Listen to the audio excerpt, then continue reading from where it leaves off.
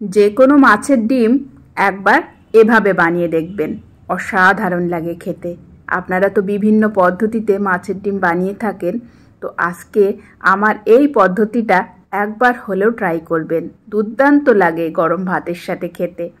চলুন তাহলে আর কথা বাড়াবো না, মূল রেসিপিতে চলে যাই।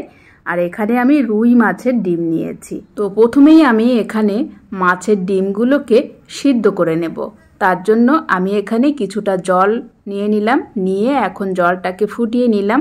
জলটাকে একটু ফুটিয়ে নিয়ে এখন আমি দিয়ে দিলাম মাছের ডিম।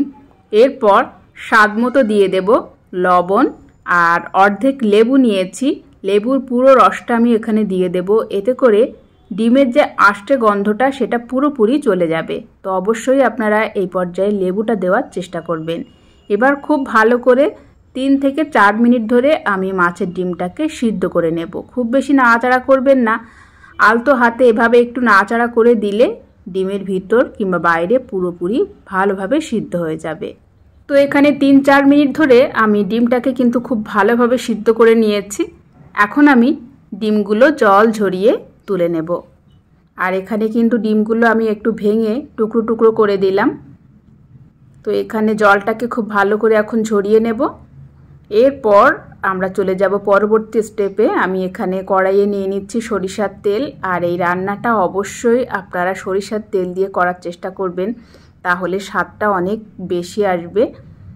তেলটা একটু গরম হয়ে এলে এখন দিয়ে দিচ্ছি গোটা জিরে।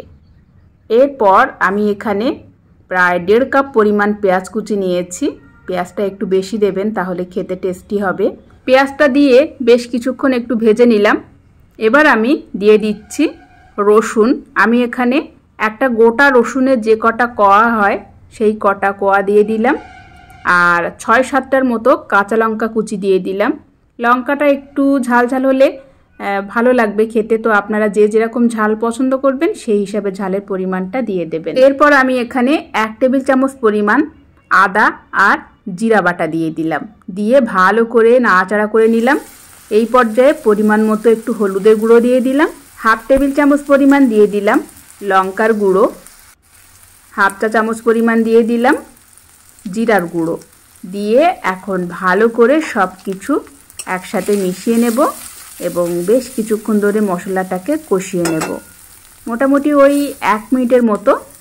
এরপর যে জল ঝরিয়ে রাখা মাছের ডিম সেই ডিমটা দিয়ে দেব, দিয়ে এখন মিডিয়াম টু হাইয়ে রেখে এই মাছের ডিম আর পুরো মশলার সাথে ভালো করে মিশিয়ে ভেজে নেব। আর এই ভাজার কাজটা কিন্তু একটু সময় ধরে করে নিতে হবে, একটু সময় ধরে ভাজলে খেতে দুর্দান্ত স্বাদ হবে। এখন আমি লো টু মিডিয়ামে রেখে এই ডিমটাকে মোটামুটি 7 থেকে 8 মিনিট ধরে ভেজে নেব।